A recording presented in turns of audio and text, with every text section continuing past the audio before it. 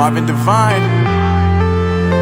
I'm saying bye to all the lies and all the times you cried, saying that I wasn't right, yet I was right by your side. You manipulator, playing games, your friends commentators, and I don't know what you say about our private conversations, but it's got them hating. Thanks to all the rumors you be claiming, it's cool, I'm done with you, so they can throw you a celebration. You gon' hate it when you see me with somebody living better. I'm trying to tell you that me just doing me gon' have you jealous. Hello, folks. Welcome back once again. This is Chris live in Central Pennsylvania. Hello, folks. Welcome back. And it's time for another conversation with a South African refugee who's arrived here on the shores of the United States. Today, our guest is Vlok, who's in the Old Dominion. For those who don't know, that's a nickname for Virginia. That would be the land my ancestors arrived at in 1621. The first royal governor of Jamestown Colony, Virginia, my 17th grade uncle, Sir Francis Wyatt, got the Wyatt line started here. Technically, no. His brother, the Reverend Holt Wyatt, did, but nonetheless, that was the arrival of the Wyatts. His brother came along with him and started a line. His son was born in England, but his grandson was born and raised and died in Virginia. Welcome back to the program. Hey, Vlok, how are you today? I'm very well, thanks, and yourself? Well, I'm surviving another day. So you came over in the refugee program. When did you arrive? We arrived on the 27th of January. Oh, you guys are Nagonoy. I keep getting all the new ones. All the folks who just arrived keep showing up. So let's talk a little about your journey. When did you first hear about the program? Well, we heard about the program on the 7th of February last year. We filled out our first PRM application on the 14th of February. You first heard on the 7th. Was that because of Neil Diamond and the South African Chamber of Commerce, or word of mouth, or did you happen to catch it on my program? Well, I got word of your program, went to go watch it, and then, we got some more information from there, who to email, who to contact, and all of that stuff. Oh, that's pretty interesting. Good stuff. Yeah, that was a pretty hectic live stream that night, 3 hours and 38 minutes, and I only stopped because I went on to Gareth Cliff to share with him. In fact, I don't think I've been on Gareth Cliff since then. maybe that's a problem. Might explain some things. Monica says, been in Florida for almost 2 weeks. Wow, Monica, I'm planning my trip to Florida, probably late March instead of April, coming down there, and going to come down to the Tampa area. I'll probably fly in Orlando and rent a car and hit Orlando, Tampa, Cape Canaveral area for refugees down there. All right, so you heard about it then. What was your first contact from either RSC or the Americanos or U.S. government? Well, our first contact was on the 16th of September from Americanos. Shortly thereafter, it was about the 24th of September, we then got a phone call and an email regarding our interviews with USCIS in-person interviews. And those interviews took place on the 29th and 30th of September, and our medicals were on the 1st of October. All right, so timeline roughly 14 February, Valentine's Day, if I heard correctly, is when you sent your PRM email. I didn't hear if you did the statement of interest, but then you didn't hear anything until mid-September. So February, March, April, May, June, July, August, September. That would be 7 months later before you heard something. And then October, you were finished with everything, and you didn't come over for another 3 months after that. Did that seem interminably long for you at any point, or was there anything to be concerned about? Because I know a lot of people keep freaking out about this. For us, we did have moments or days of doubt whether we were approved, and then on the 12th of November we actually received our approval letter, which was approved on the 5th of November, and then it was just a case of waiting for our flights. And then obviously before that the October came in, so there was a lot of doubt there, but we just waited patiently. Once we received our flight tickets, then we jumped into action, started getting the house sold, cars sold, etc., etc. And believe it or not, in 11 days, everything is possible to get everything sold. Oh, I believe it. It's quite a rush, though. Boykus is saying they need the WhatsApp number for the South African USA. There are 120,000 South Africans USA. No one has the number for the South African USA. Don't know what you're asking for. Yeah, 1440 says 250,000 South Africans USA. Well, I'm going with the official number 110 or 120. Anyway, so that's a bit of time, though. February to January, that's almost a year, essentially. You waited. Whereabouts in South Africa are you guys from? From the Far East End in Gauteng. Okay, all right. And you wound up in Virginia. How are you liking it so far? Loving it, yeah. When we arrived, the snowstorm had just basically ended. Yeah. So we landed in the snow. Um, I must say, everyone was going to say that it was going to be extremely cold, but if the wind doesn't blow, it's not cold. Yeah, no, it's not too bad. The wind is what gets you. It's that windshield cuts right through you. But it can get cold. I tell you, when I was in Rochester, 14 degrees was cold, but that wind is what did it. It took it well below zero, the wind chill factor. So you've adjusted. Was this your first time seeing snow? Yeah, it was the first time, and it was absolutely amazing. I even did my first snow angel as well. Snow angel. All right. All right. Well, I was going to ask you, have family, wife and kids, because I'm sure the kids want to do snow angels. Yeah, no, all the wife and the kids, they all were running around, jumping in the snow, playing. We even actually built a little mini snowman, which was about 30 centimeters high, our first snowman ever. So, yeah, it was exciting. So somebody's saying, I guess we'll hear why Vlok is incognito. Well, lots of people come on here in an anonymous position and give an interview. Initially, Vlok, I think he told me he arrived in America, and I said, you're welcome to come on. And his initial response was, no, I'm not interested. I don't want to do an interview. But then he contacted me over the weekend and said, hey, I'd like to do an interview now.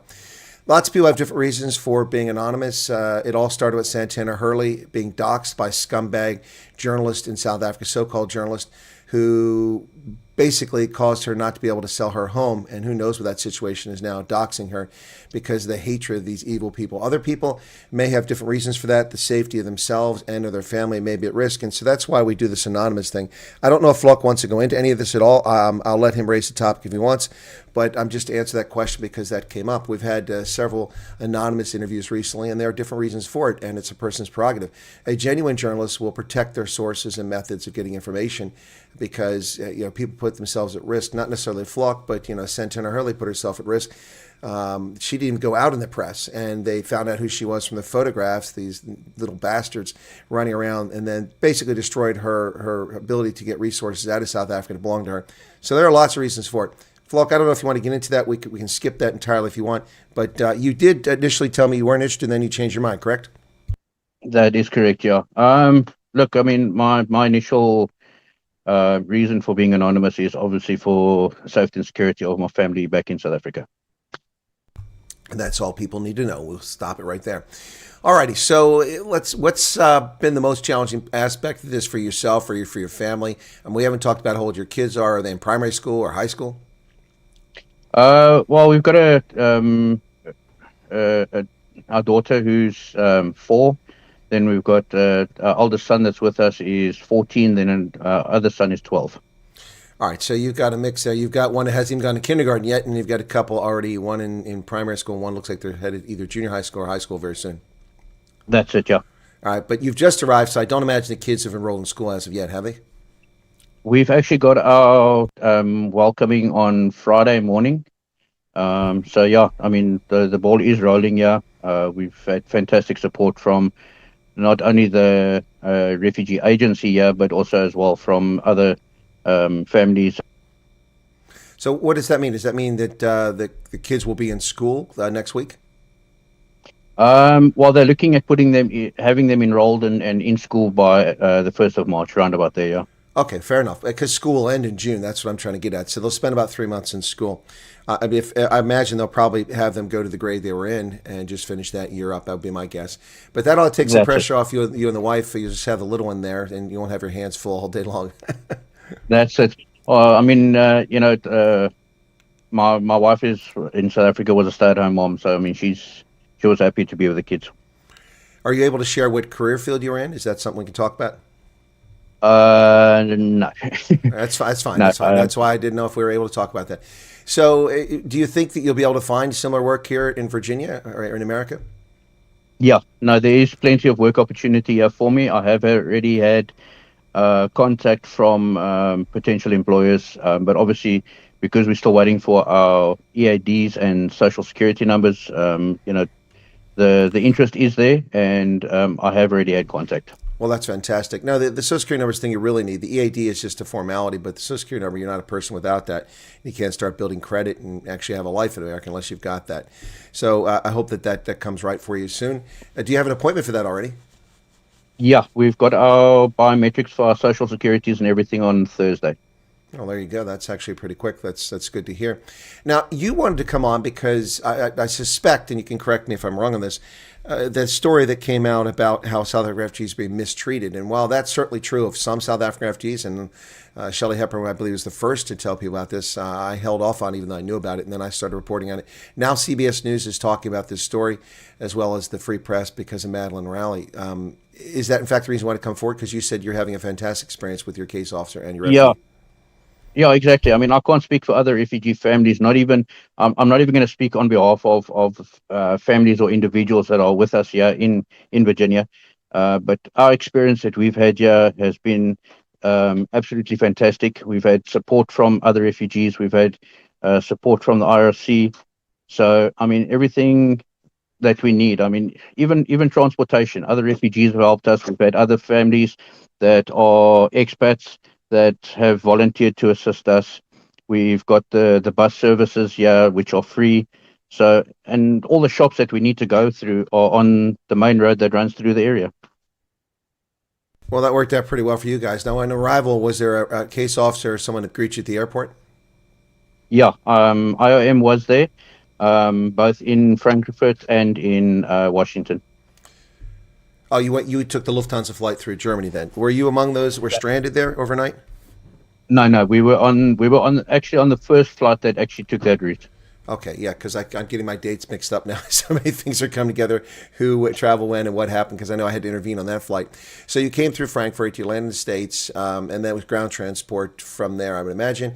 Did they put you into a hotel or temporary accommodation? And if so, did you get permanent accommodation? Where are you in that now?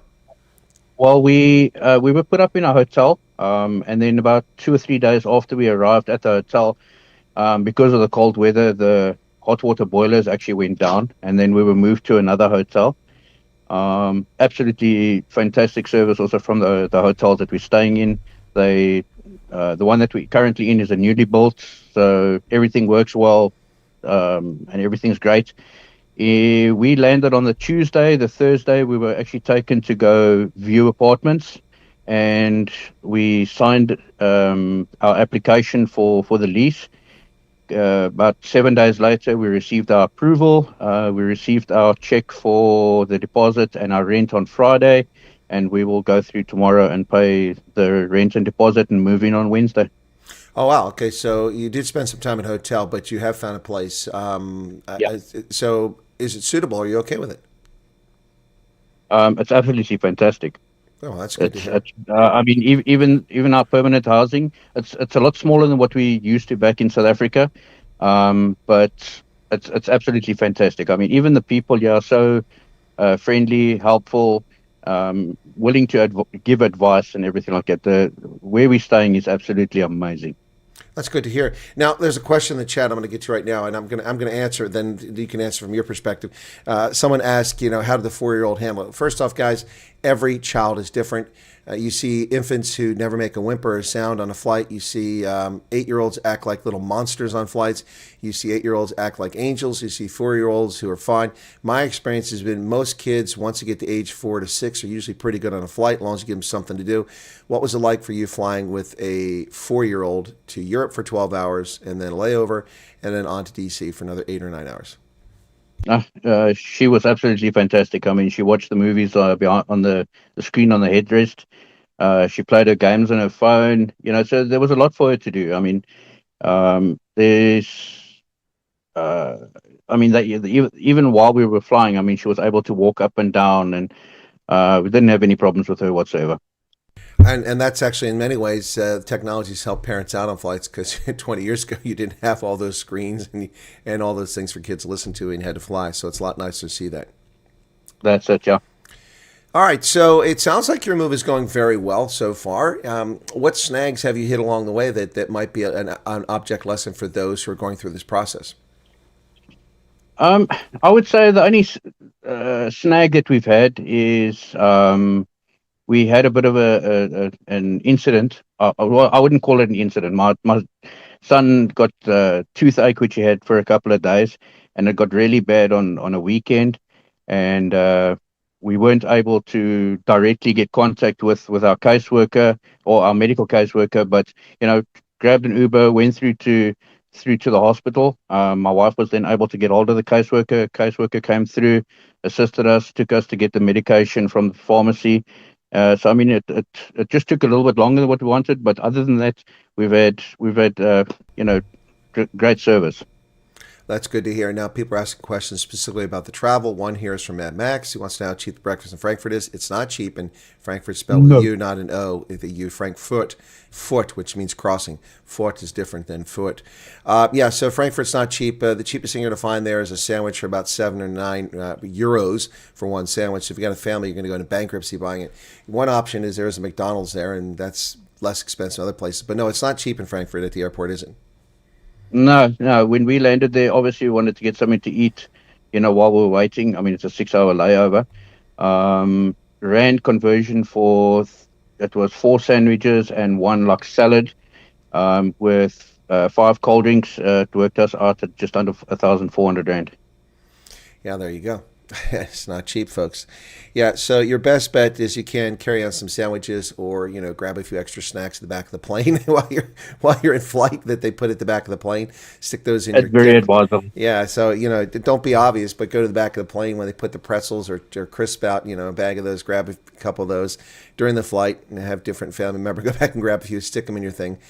In your bag, and but when you get off, you're not going to be able to take any drinks off there, so that's you can't take those with you, so don't do that. But you can take the crisp and things like that, a little something. It's not cheap. My last time through Frankfurt was when I went to South Africa, and it was ridiculously expensive. And the time I arrived was very, very poor timing because the flight coming out of Chicago, so I had to spend like 10 or 11 hours in Frankfurt before my flight to South Africa, and there wasn't much there at all for me where I was at in that terminal, so it kind of sucked. But I mean, I know the Frankfurt airport very well. I've only lived in Germany 3 times and spent a third of my adult life there. But it's a nice airport, but it's not cheap. Airports just generally aren't cheap for those who travel, so just keep that in mind. And Heidi Holdstocks, geez, that's insane. That's nothing. That's nothing. I go through American airports, and you want a sandwich, it's $15. I mean, I just was in the airport in Dallas, and I got a burger from Whataburger. It was $20 for a burger. Well, $15 for a burger. Yep. That's what it was. So that's actually cheap airports. Usually they're $20 or more. So, it's pretty crazy. It's the airports. You have to understand, folks, that they pay an exorbitant amount of money to rent space in an airport to sell things to you. Then the airports tack on fees to pay for the maintenance and operations of the airport, because you've got security, you've got transportation, you've got taxes, all these things come play. That's why renting an automobile at an airport costs you significantly more. Typically, when you rent a car at an airport, whether it's in Europe or the States, you get a price, and that price is about 60% or half of what the actual cost is, because then all the airport fees and taxes get added on there. Then it's insane. It's crazy. People always pick on the airlines and pick on the rental car companies. If you look at what they're actually making, they only make about half the money on your ticket most of the time, or on your rental car. The rest goes to governments and agencies. So, all right. So what was your process like? Was it when you went through the interviews? How were they? Were they lengthy? Were they interesting? Was there anything that surprised you, without telling us what it was? Anything that surprised you that they knew about you? Well, I mean, when you get there, I mean, they know everything about you. Obviously with the information that you supply to them. But yeah, because of my background, my interviews were lengthy on both days. The first day was about 6 hours. The second day about 7.5 hours. So, but they just need to get all the information, gather the information. But through the interviews, they make you feel comfortable. If they see that you're starting to get a little heart sore or despondent about something, they calm you down, let you take a 10-minute break, but very supportive. Well, I mean, suppose it's a problem if you work as a panel beater. There's a lot of questions they're going to want to ask. Yeah, depending on what type of panel beater you're talking about. Well, I mean, look, I would interview someone that takes his frustrations out of my Toyota for hours every day at length as well. But seriously, did you wind up where you wanted to go? Did you indicate what state you'd like to go to, or did you just wind up where they sent you?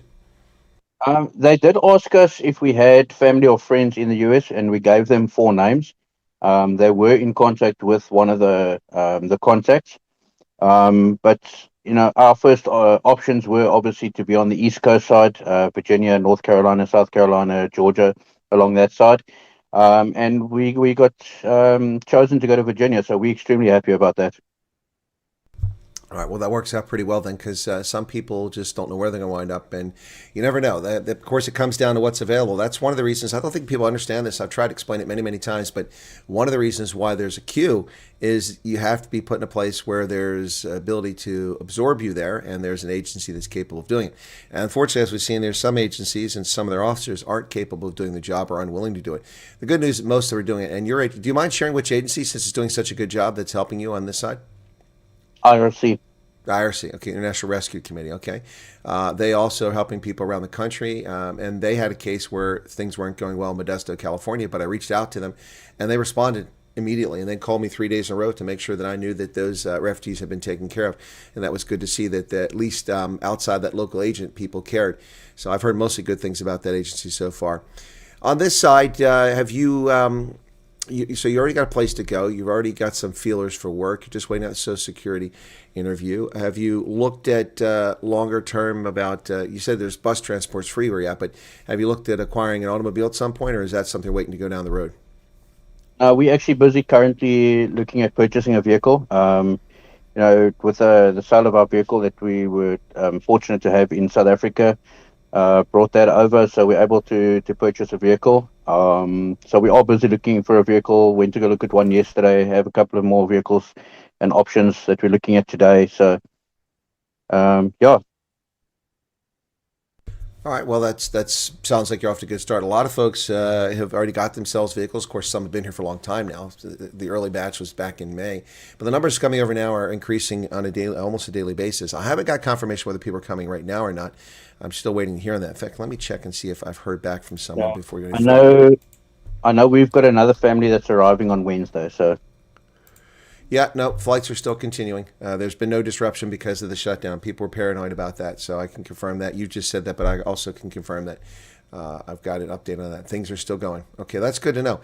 All right, so how's the family adapting? I mean, the little one's probably easy. The 4-year-olds don't care where they're at as long as they get their binky and food when they're hungry and they're nappy. Well, hopefully not nappies anymore, but that's all they care about. But what about the other youngsters and your wife? Are they adjusting well, or it must be difficult living in a hotel for a few weeks?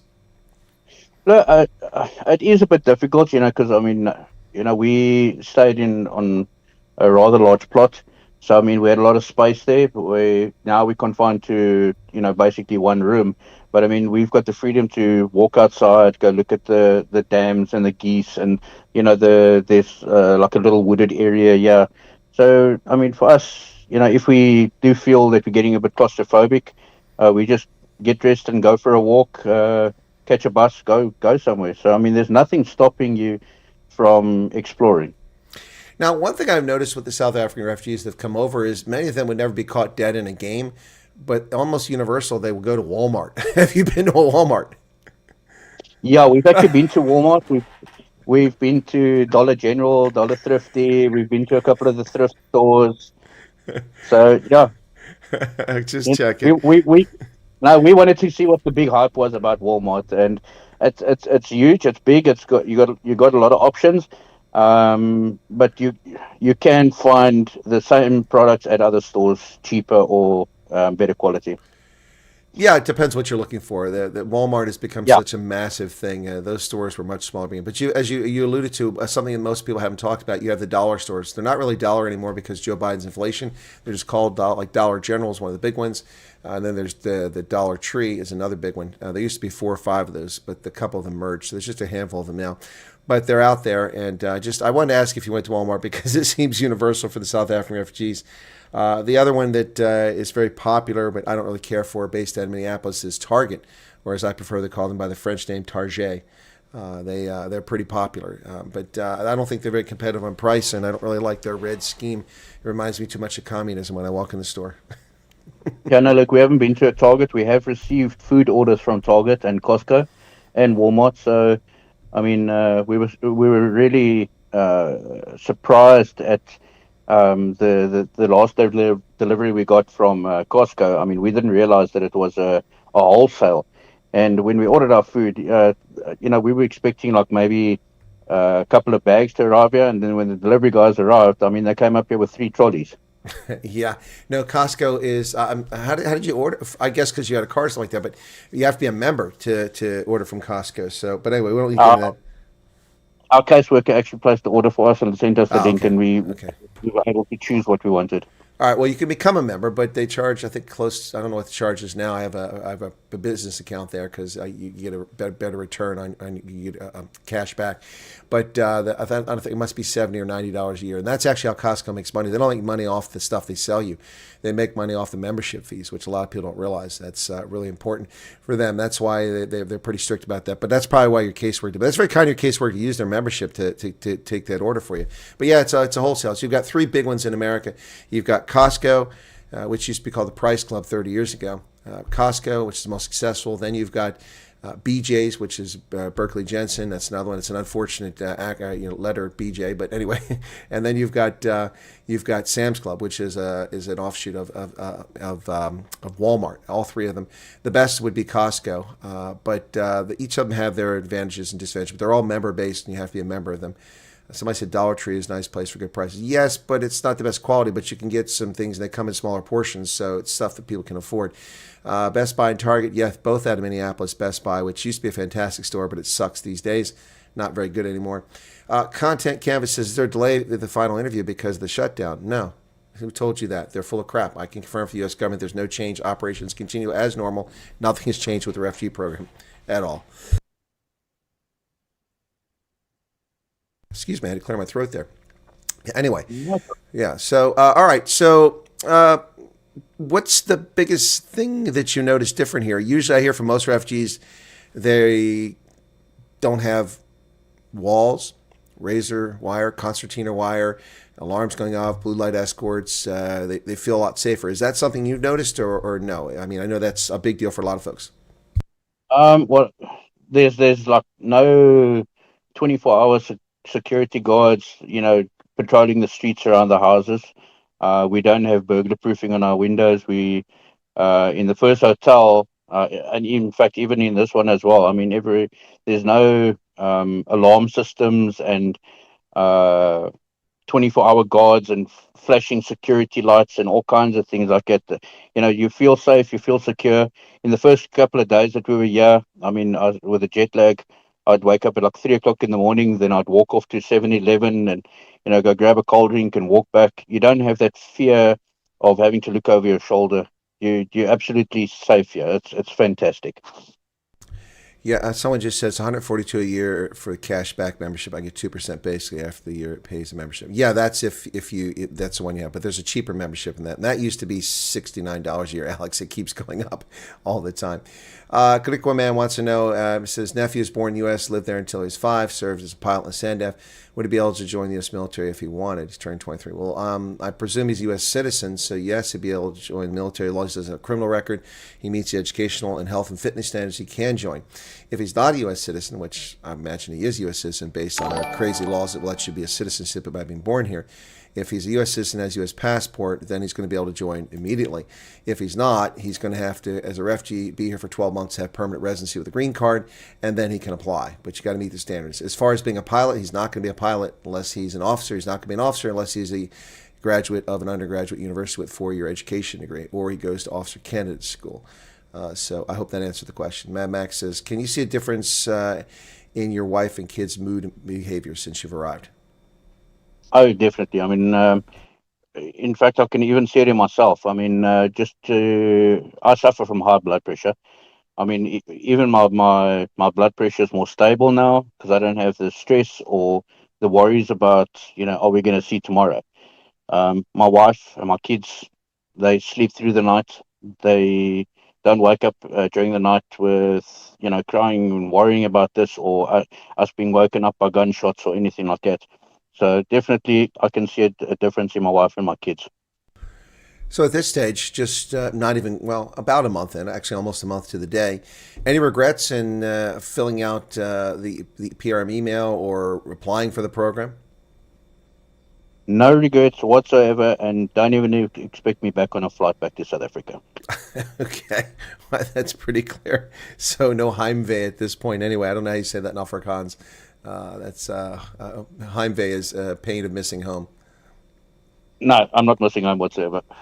Miss my family, my family that's that side, but you won't catch me on a flight back to you. So Yeah, no, it's one of the challenges for people, and I said this from the very outset of this whole thing, is that a couple things. Number one, it's going to divide families. That will happen. Even nuclear families will be broken up by this, depending on how it goes. And not because of the program, but because of people's decisions to participate or not participate. And the other, of course, is that you leave extended family behind. One of the families I interviewed earlier, several months ago, they have a 90-year-old grandmother. And so that grandmother lives in Cape Town, and they were fortunate that they flew out of Cape Town, so they were able to go spend the last week with that grandmother, knowing that they'll probably never see her again. That's a tough one for folks.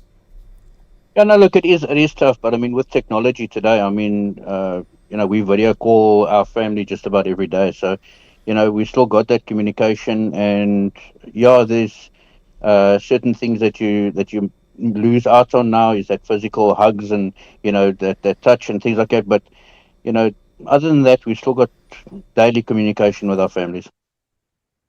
That's a good point. 21st century gives you the opportunity to actually see someone and talk to them in real time, not like those who came over a century or two ago, and the best they could hope for is sending a letter that might make it there 4 or 5 months later, and maybe your family hears from you, and you never go back to Italy, you never go back to Germany or to the Netherlands where you came from. Very different world we live in today, which actually facilitates it in many ways, makes it a lot better. So, what's been the most amazing part of being here thus far, even though it's early days?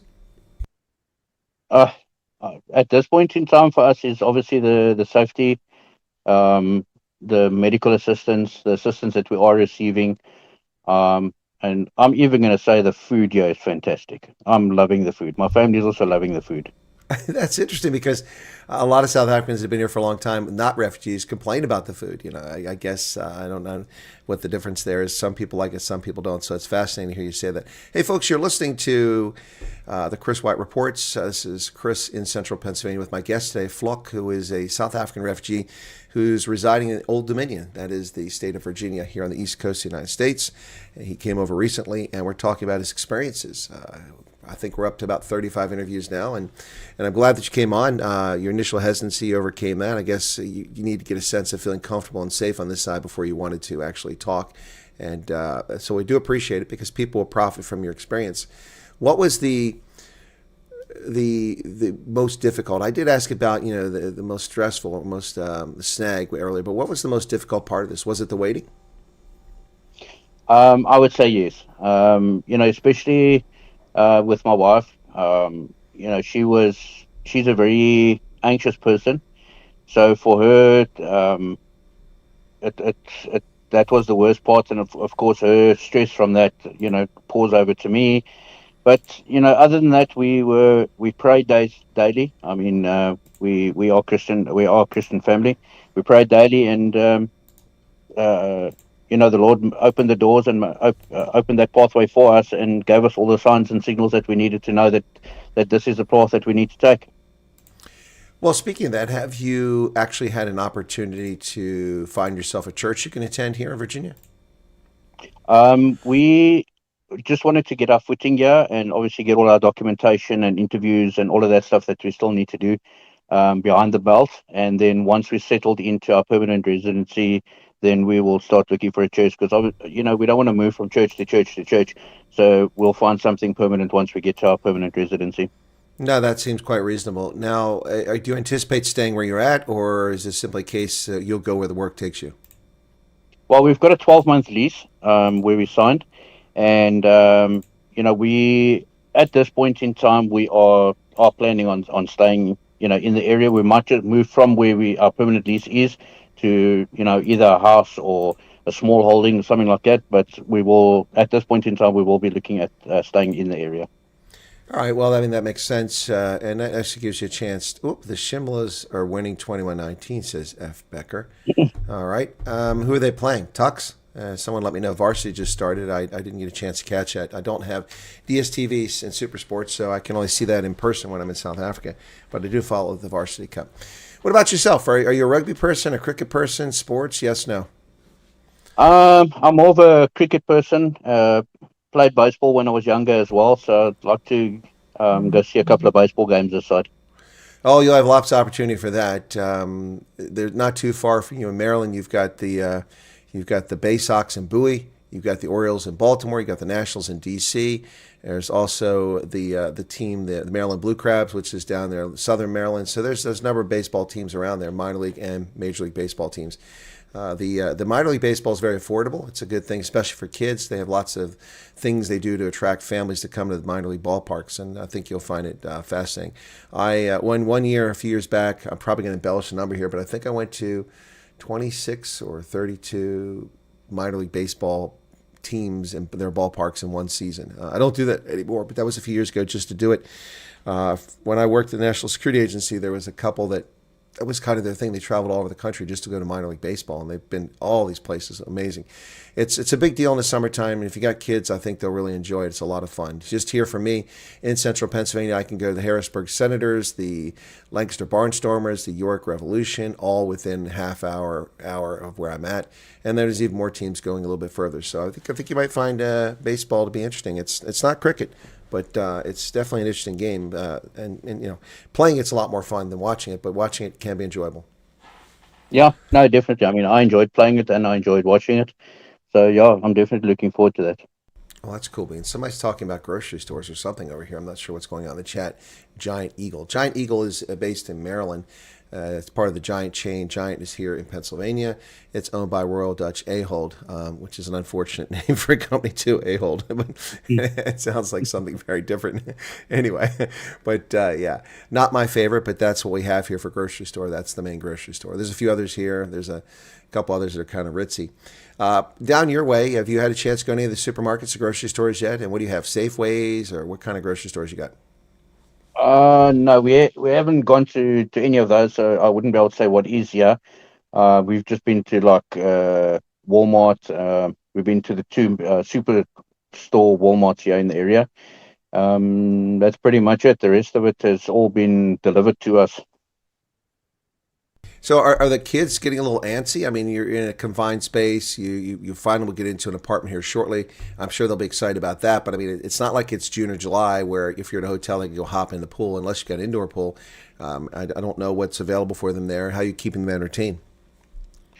Well, at the first hotel that we stayed at, actually had an indoor pool, which was a heated pool, very, very nice. We didn't swim though, but we just keep ourselves busy by, myself and my wife, obviously we keep ourselves busy by looking for work, looking for vehicles.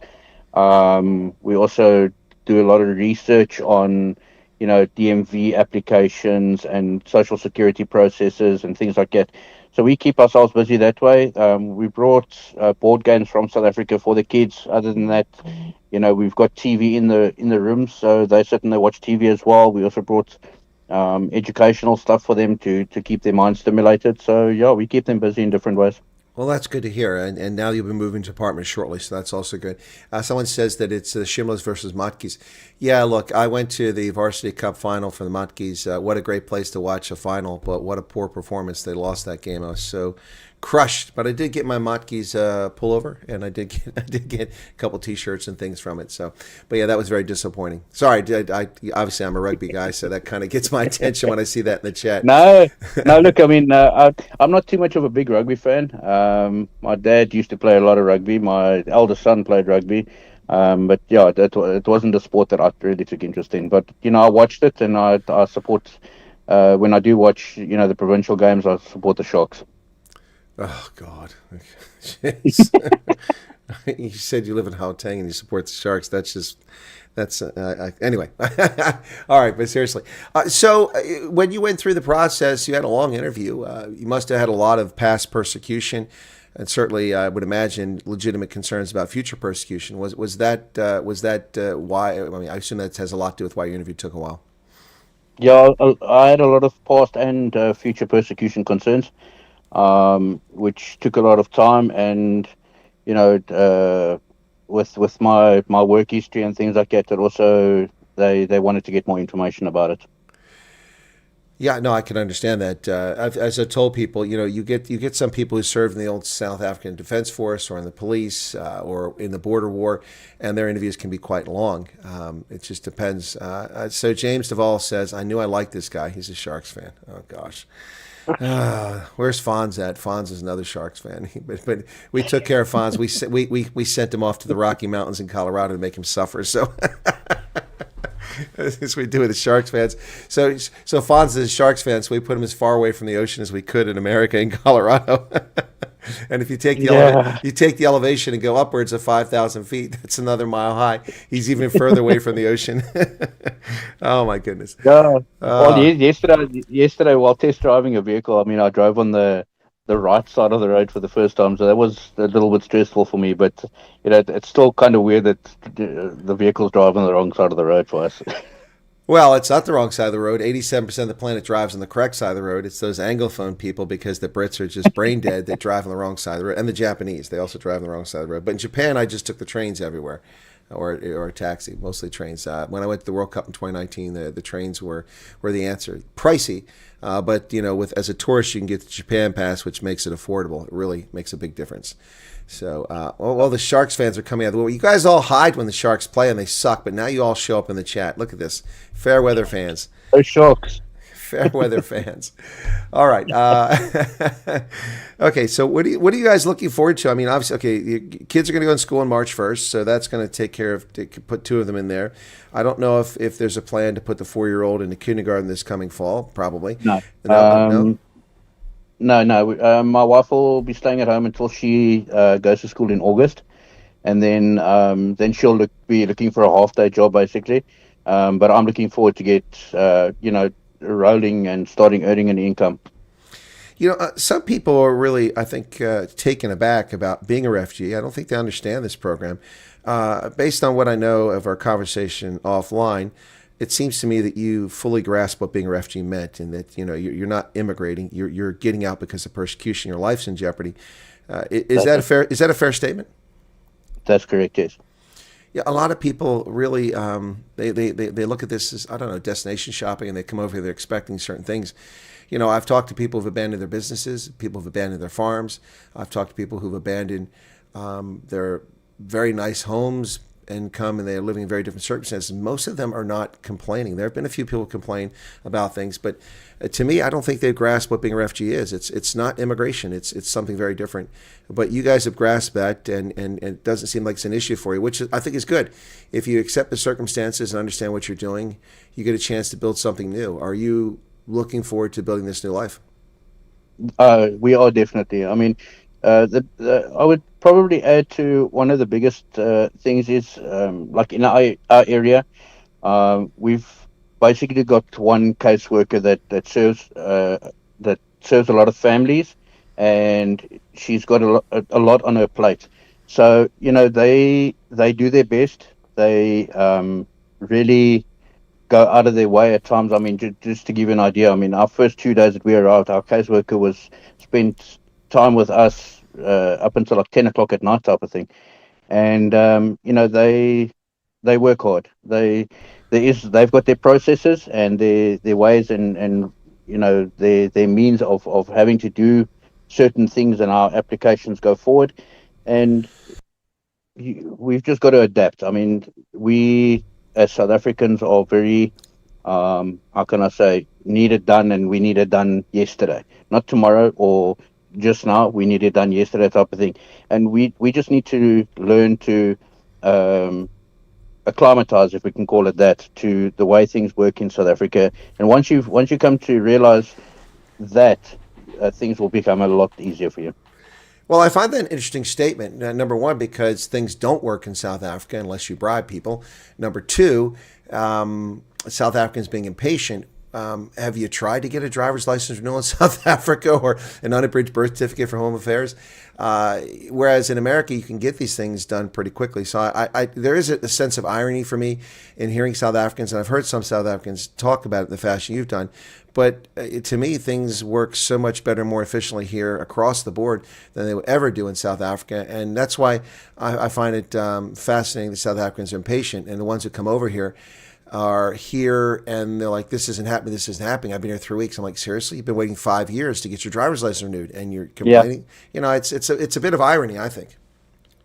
No, look, I mean, I don't mean it in that nothing works here, because absolutely everything works here.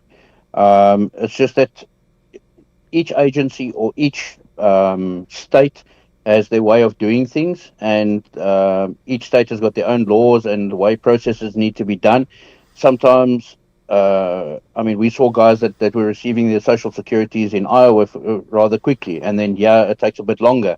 So everything is different, but everything works and everything works well. Snippet said there's a lot of negative reporting at the moment regarding how some refugees are coping, stating that they're just scraping by. How could Vlok respond to this? But before you respond to it, I'm going to respond to it. Yeah, well, that's because it's selective reporting and selective listening.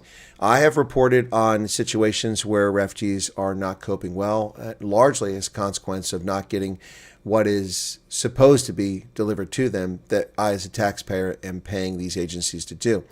But it's very few cases. My experience has been it's about 3% or less, which is still high in my view. But anything that has a 97% success rate is pretty incredible. And so this story is being blown out of proportion because it suits a political need for the leftist media in America and in South Africa. It suits their needs. They have been struggling and trying to find people who are suffering for a year, and now they can latch onto this story and run fairy tales about this for days on end and ignore the fact that we have refugees that are driving $50,000 and $100,000 motor vehicles around, making six-figure salaries, and have bought homes. We interviewed the guy in Iowa who bought a home. He already owns a home, got a home loan. It's going very well for many, if not all, almost all of these refugees. Those who have the right attitude, those who are willing to adjust, those who are willing to not be arrogant and go, well, I have to be the CEO, I have to be in charge. Well, you're not qualified. What do you mean I'm not qualified? Well, working in South Africa is very different than working in America. Look at our GDP, look at yours. There's a reason there's a difference. It's not just the size of the country. Per capita is much higher. So, for those who are willing to deal with the situation they're in and grab the bull by the horn, they do very well. Others want to sit around and piss and moan and cry about, I didn't get this, I didn't get that, don't do so well. Now, those who have genuine concerns, and there are some of them out there, like in Rochester and Modesta and Austin, some people are dealing with that. That's unfortunate for them. But we are investigating these things. And what gets lost is the negative stories that are being told now are basically hiving off of Madeleine Rowley's story in the Free Press and then her appearance on CBS this morning. And the story that's being told is South African refugees being neglected. But the real story in that story is how refugees are being neglected by some of these agencies around the country, and it's been going on for years, and it's a scandal that needs to be broken. But now, because the South Africans are nice political football, we're going to play with them. Do you feel at all, Vlok, that during this process as a refugee applicant, now as a refugee, that you, not you specifically, but you as refugees were used as a tool by the media and the government? No, we weren't used as a tool or anything. I mean, this is the first time that we've actually spoken out. But with our experience, I'm not going to, like I said earlier, I'm not going to speak on behalf of anybody, any other family or individual that's here in our area. But our cupboards are full of food, our fridge is full of food. We've got a roof over our head. We are being taken care of. Everything that the IRC has said that they would do for us from day one, they have kept to their word. Sometimes it might take a couple of days longer, but everything gets done. Yeah, exactly. Snippet says primarily based on response of 10 individuals. Correct. And how many other individuals did Madeleine Rowley? I'm not picking on her story because there's merit to her story, but how many other individuals she talked to? She didn't tell me she spoke to 40 other people who didn't have a problem, or 2 people who didn't have a problem. She spoke to 10 people and ran with a story on that. And there's a story there, but the story that's being reported by the media is not the true story. And Snippet says, it'd be nice to hear from refugees are coping to dispel these perceptions. Well, that's what we've been doing here since May of last year, Snippets. I had the first ever interview with Thea van Straten in Pretoria at Linwood Bridge, and that started it. I've now interviewed approaching 40 South African families in the USA who've arrived here about their experiences, and most have been very good. I've also been in contact with at least about 800 of the 2,000 plus refugees who have arrived in America about their experiences, and as I said, 97%, but I can't interview 2,000 people, plus a lot don't want to come forward. I'm very grateful that Vlok decided to come forward, because initially Vlok was a little hesitant, but then decided, okay, we're okay here. Now, what I meant, Vlok, is not you personally, but the refugees. Do you feel the refugees have been used as a political tool? I certainly feel that way by the government and the media. In general, because you don't hear too much about the good stories. You're only hearing about the negative, whether it be in the US or back in South Africa. So I would feel, in general, yes, the leftists and the media are just aiming on making this a negative story. Yeah, well, I mean, look, we also see the lies about the program. I've been disputing that for over a year. We see Ronald Lamola, the foreign minister, go on CNN's Misinformation, White Genocide, a documentary, which I was interviewed for but not included in, thankfully. I'm glad I wasn't put in it.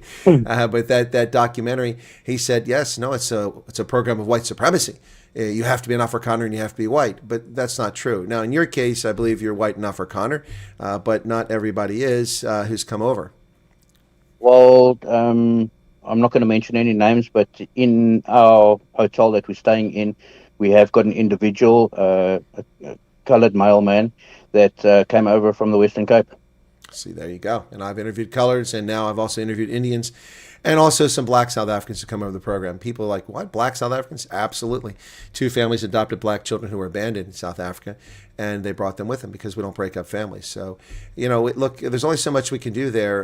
Was it snippets? With the way that YouTube's algorithm works, and sometimes shadow banning, we can only reach so many people in our audience. These big media houses that choose to lie to people, that's what they do. I can't control them. But we do our best, and that's why we do these interviews, and that's why it's very helpful when South Africans come on. Also, the more people come on with these interviews, the more people that have been on the record, and the harder it is for these people to lie about what's happening. Do you have an update on the lady who was shot? No, okay, Tanya Oosthuizen, I've given an update every single day. There's no change since Thursday. She's doing better, and I've repeated on every broadcast. She's doing better. All right, so Vlok, I don't know. Did you follow that story about the lady who was shot in Gauteng? Yeah, that was very, very sad. Yeah, I mean, that's. Can you imagine that they were due to fly on Tuesday and she was shot on a Friday morning? Yeah, no, that's very, very sad. Our prayers and our thoughts are still going out to the family and to her. Yeah, no. As far as I know, they're doing. Well, let me see if he's giving me an update here today, very quickly. Let me take a look. Let me see very quickly. No, nothing since Thursday. So hopefully things are still good. All right, let's see. What have we not covered here? I mean, we've covered how it's going, the challenges, what to expect in the future, and you think your prospects are going to be pretty good to find something in your career field. I did get an update from somebody last night who told me that they got a job making $25 an hour and $40 overtime. That's pretty good. Yeah, no, it definitely is. I see there is one question here. Are there more appointment medicals when you arrive in the States from Knights of Justice? Yes, there are. We've got our follow-up medicals here in the US on the 23rd and the 26th of this month. In fact, it's the follow-up medicals when many people find out what I've been telling them all along, that they suffer from post-traumatic stress disorder without even realizing it. That's correct, yes. It's a pretty common situation. So, yeah, you do have follow-up medicals when you get here. Also, they need to get you enrolled either into Medicaid if you're a family or into Refugee Medical Assistance if you're a singleton. That's something that takes place once you get over here. But that doesn't last very long, so you need to find employment that comes with health insurance, which is the norm, one form of health insurance or another. But health insurance is a problem right now because of the Obamacare nonsense, the debacle there. Anyway, so got decision letters end of November, promoted us to prepare. What do you mean promoted? There's no such thing as promoted. Travel 2 to 4 weeks and 2.5 months since. You don't obviously don't watch this program, do you, Mr. Ocamp? Faraday Ocamp, you obviously don't watch this program. When you get a decision letter that says to be prepared to depart in 2 to 4 weeks, it doesn't mean you're leaving 2 to 4 weeks. It can mean you're leaving 2 or 3 years. People need to stop reading what they want to read and not understanding what's happening here. It's just telling you that be prepared. Now, most people get short notice. I think you got 11 days, I think you said. But people have had as little as 3 days to get out of town. But that notification can come 2, 3, or 4 months down the road. It doesn't come automatically. There's a lot in this process. Once you're... See, I don't think people understand this, Vlok. The process isn't simply, are you a victim of persecution? Yes. Okay. Are you medically qualified? Yes. Are you not a criminal? Yes. Okay. You're approved. It doesn't stop there. Then it has to go to someone else who has to find a place to put you. I mean, if you have 17 kids, we can't put you in an apartment somewhere. If you have no kids, well, then it's a different story. If you have a career field in the automotive industry, we're not going to put you in West Virginia. There's an automobile manufacturing there. We're going to try to put you in a state that has automobile manufacturing like South Carolina or Michigan or California. If you're a farmer, Well, that's a crapshoot. A lot of the farmers are winding up in metropolitan areas. It doesn't work out so well. But well, I mean, it's hard. It's hard. It's not like there's a place where you go. There's a bunch of farming jobs. You know, you may go to a farming community. It doesn't mean there's farming jobs there because they may be all family farm runs or commercial operations. But it's very different with a person in a career field. I mean, if you're a former, let's see, what's a good example here? Maybe you're an electrician. We can put you pretty much anywhere in the country. So that process has to be figured out behind the scenes. Then the refugee agency that takes you on has to agree to take your case.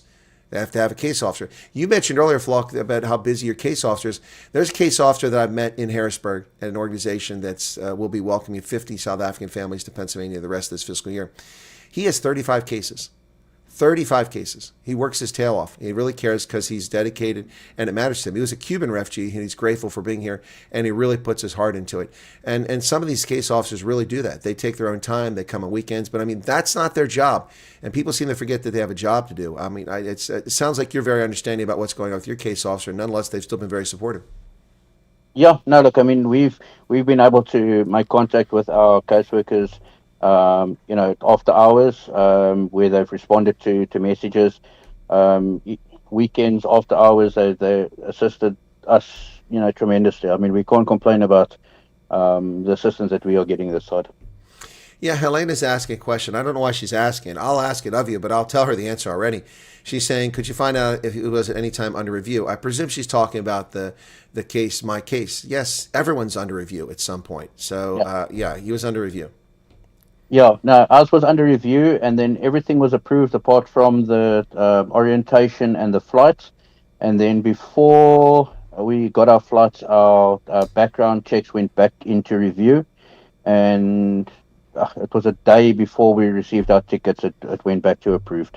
See that in review the day before they fly. I mean, I hate this my case thing, and it just generates so many fruitless questions that are unnecessary that don't really help the situation.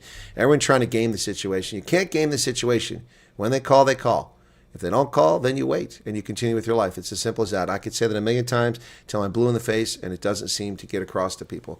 None of this changes. Anyway, yeah. So, well, let's see. What else would you like to share with folks? What have we not covered about the experience and about your time in the program so far?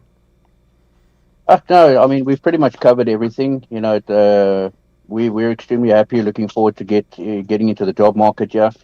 The kids are excited about going to school. We're adapting well. We've met so many friendly people here. And yeah, I mean, the support that we're getting from, old Safas that are already here, that have been here for many, many years. They've reached out to assist us.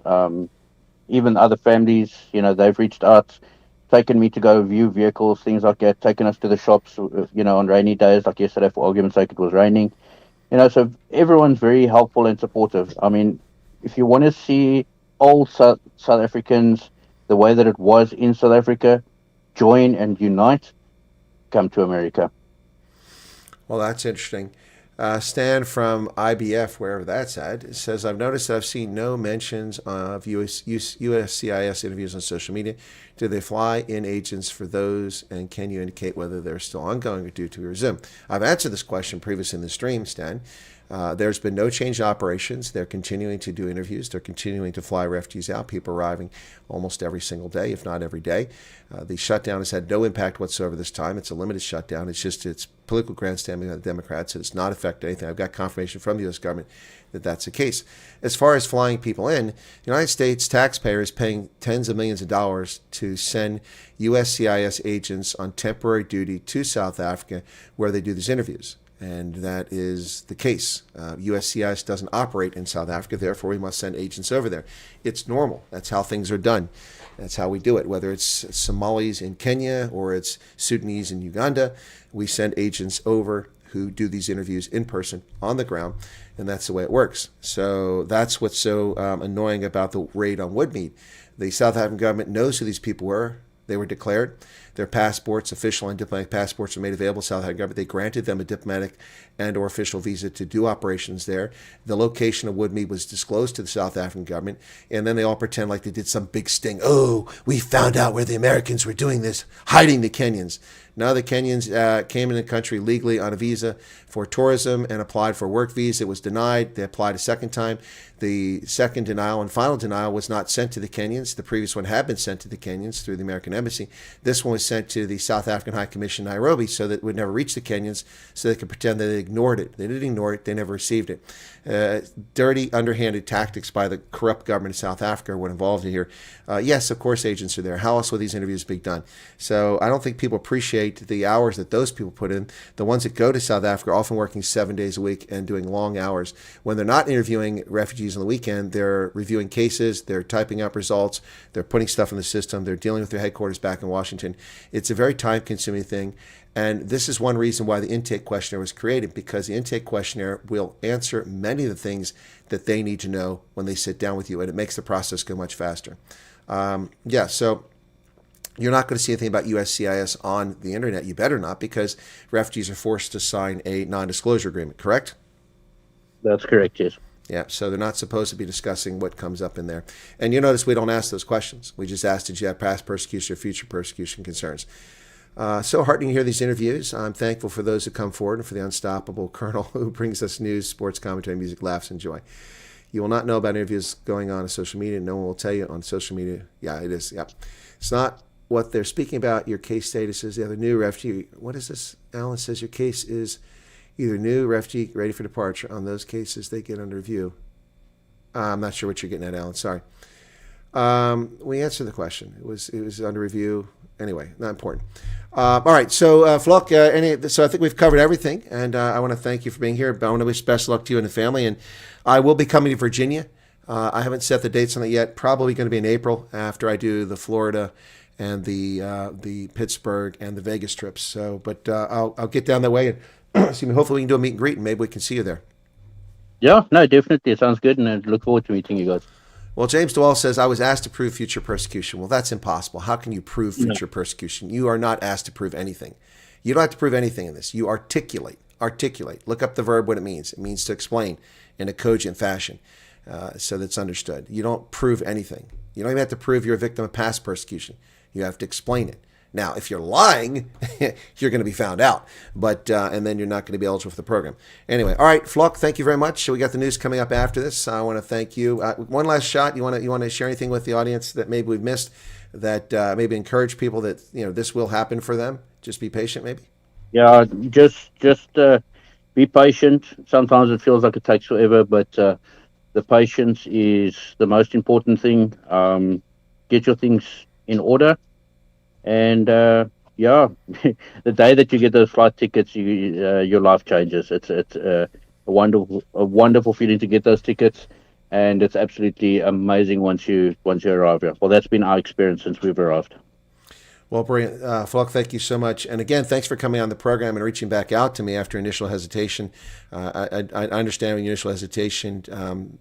Just in general, but also specifically in your case. But I do appreciate it, and I think people profit from your experiences. Thank you for sharing your experience with them. No, it's always a pleasure, and good luck to everyone else that's still waiting. Wish you all the best. All right, I'll drop you off here, and then you enjoy the rest of your day. Good luck with that, and I will finish up. Bye-bye. Perfect. Thanks very much. All right, folks. That was Vlok and his experience here in America thus far. So thanks for tuning in. Snippet says, Stephen Z.A. today in a video addresses the possible objective for the propaganda thought-provoking. He references Colonel Chris very nicely. Well, that's nice of him to do that, but I have been talking about the objectives behind this. It's to dissuade people. That's one of the main reasons I've been saying that for the past year. I'll look and see what he's had to say. Happy President's Day, says Knight of Justice. Thank you for that. Appreciate it. Turn the alert box back on now so I don't forget for the next stream. And yep, asked to prove it. I said it's impossible and then spoke up my fears and experiences. That doesn't make any sense, James. Maybe they're trying to trip you up. I don't know. It doesn't make any sense. You can't prove the future. How do you prove the future? It hasn't happened. That's impossible. I mean, that doesn't make sense in English language. What else we got here? All right, I think we covered all this stuff. That's just crazy. I've never heard of such a thing before. All right, guys, we'll be back in a few minutes with the news at, it's past the top of the hour, so if you're looking for that, hang on. We'll get right to it. Thank you for tuning in, and thank you to my guest. Appreciate it. And very short notice to come on. So we got another one out. We've got a couple more interviews potentially coming up this week with refugees, so stay tuned for more of those. Cheers, everybody. Thanks for being here. Oh, wait, there was a question. Hang on, there was a question here.